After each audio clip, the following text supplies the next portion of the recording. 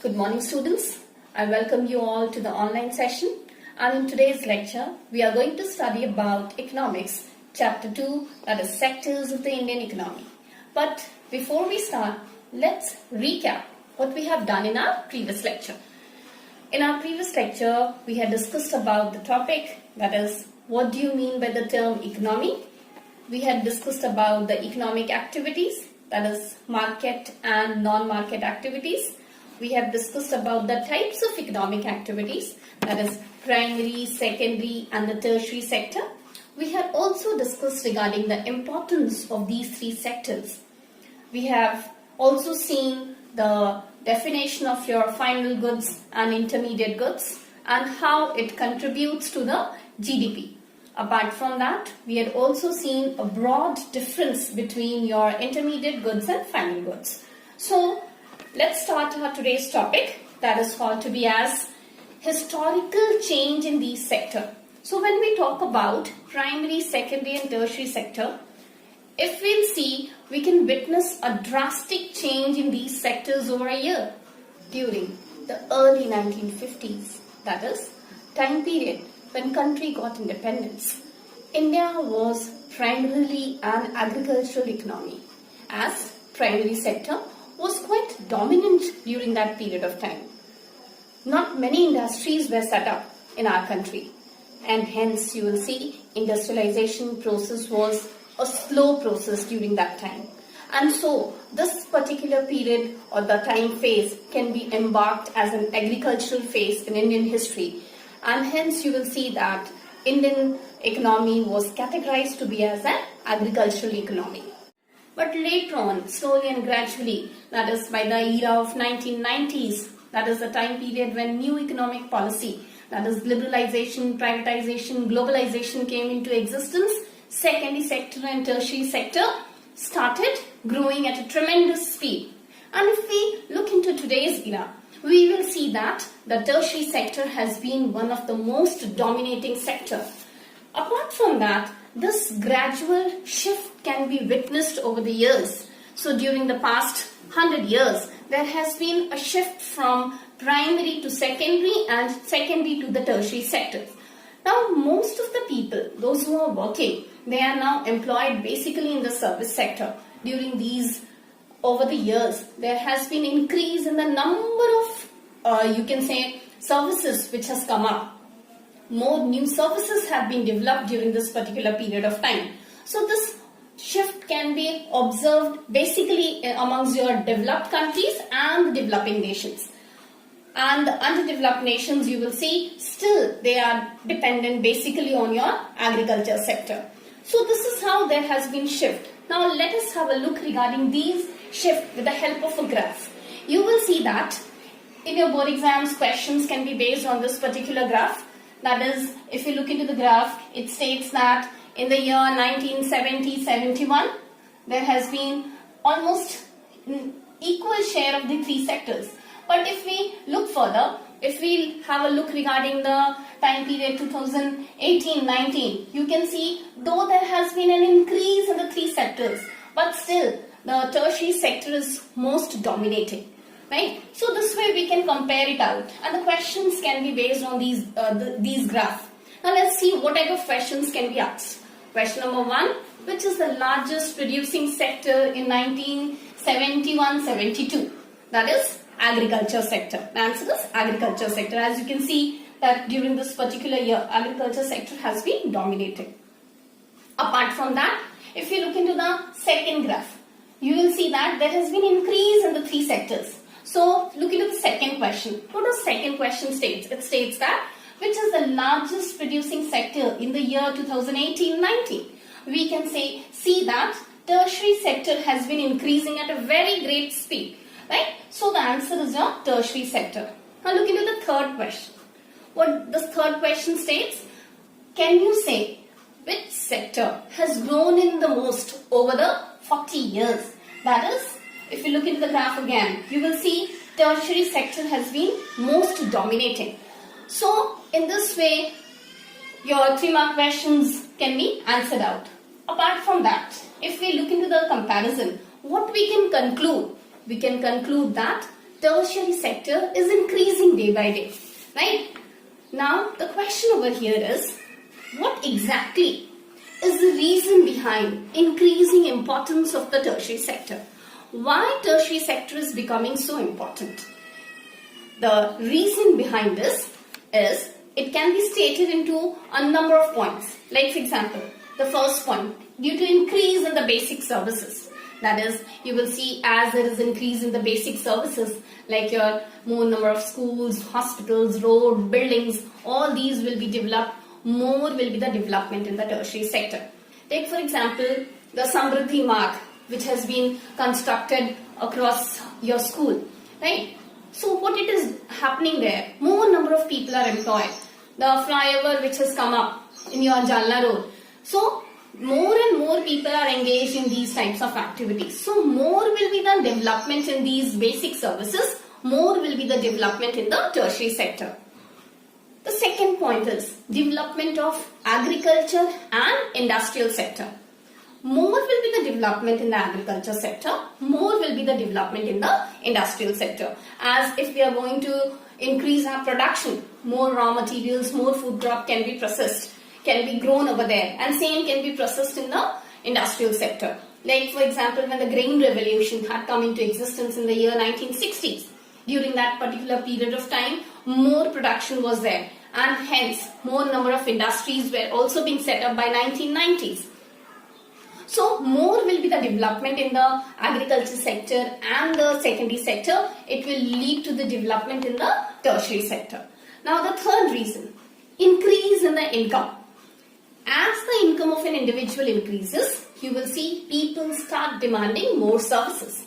If the income of an individual is increased at a certain extent, you will see people start offering for more services. Like for example, I'll give you an example. The maid at your place, the who comes, like the maushi who comes to your place. If we increase her salary, she's supposed to 10,000. Even she will enjoy the luxuries of life. She will go to McD, will go to Satyam, will go to Barbecue Nation and enjoy her day, right?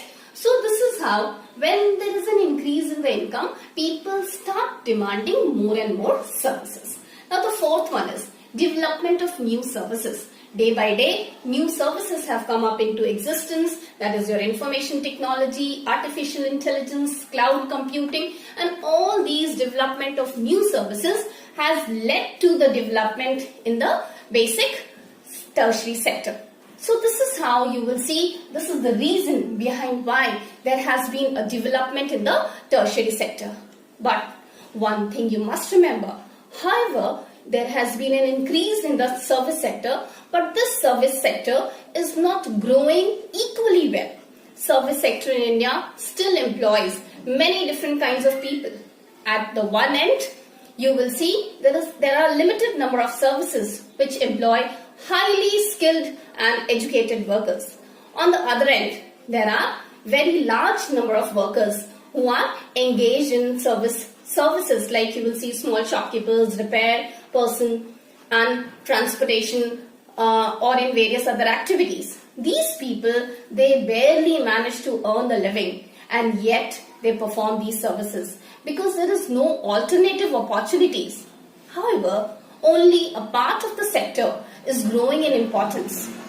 You will remember that this particular employment generation is only to a certain extent. So now in our next topic, we are going to discuss about where exactly are most of the people employed. We have discussed about the changing importance of the sector over the years. Now the question here is, where are most of the people employed? Let's have a look into this question with the help of the graph. In 1970-71, most of the people were employed in the agricultural sector compared to secondary and tertiary sector. So if you look into this graph, that is in the time period 70-71, you will see that more and more people are engaged in the agriculture sector, right?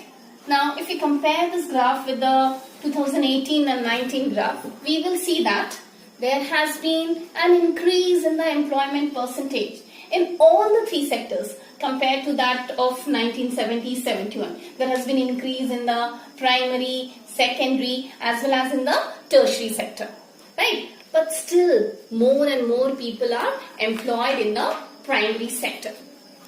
Hence, we can say that primary sector continues to be the largest employment generation even now. Again, look into the next graph. If we look into the graph, we can see that there has been an increase in the employment percentage in all the sectors. But still, the shift from the primary sector has not taken place. Why? What is the reason behind that? Because not sufficient number of jobs were created in secondary and the tertiary sector. Even though employment in the industrial sector had increased 3 times, and those in the tertiary sector, that is the service sector, had increased around 5 times. Still, even today, many people are employed in the agriculture sector, right? So, now let's sum up what we have discussed today. We discussed about historical change in the sectors. We had also seen the rising importance of the tertiary sector in production and where are most of the people employed. Fine? So this was there in today's topic. Now, let's see some of the questions based on the topics which we have already discussed. Right? So guys, open your notebook and take down the questions. Everybody should be writing, right?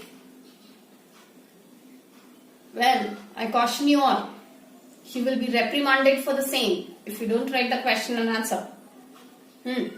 So let's take down the questions. Number 1. Define the term economy. I repeat, define the term economy. In that, you'll be writing the definition. What exactly do you mean by the term economy? That is, it's a framework within which all the activities are carried on. It's a system of producing, distributing and consuming goods and services. 1 mark question this is. Okay. Now, take on the second question. What are the types of activities? Here you will be mentioning about economic activities and non-economic activities. You will be also writing the difference between these two activities in the same point. 3 mark question. Now the answer, what it will include? Point number 1, the definition. What exactly are the definition of your economic and non-economic activities? Second one, you can include, these are known to be as market activities. On the other side, non-market activities. You can give one example each. So 3 mark question. Not to be exceeding 50 to 75 words. Now, the next question. Explain the classification of economic activities on the basis of nature. I repeat, explain the classification of economic activities on the basis of nature. Answer to this will include economic activities on the basis of nature are categorized into primary, secondary and tertiary sector. You'll be writing the definition of all these 3 sectors. What exactly are your primary sector, secondary sector and the tertiary sector? Again, 3 mark question this is. 75 to 80 words. Now the next question. Explain the importance of primary, secondary and tertiary sector. 5 mark. Answer to the 5 marks should be within 100 to 120 words. Guys, you need to pay attention to the word limit, right? Because in your board exam, if you write something beyond the given word limit, your points won't be taken into consideration. However, I still suggest write some of the extra points in case some of your points are wrong, then those points can be taken, extra points can be taken into consideration. So the question was, explain the importance of primary, secondary and tertiary sector. Now the next question. What are intermediate goods and final goods? 3 mark question. What exactly do you mean by the intermediate goods and final goods? You will be writing the difference also. You can include over here.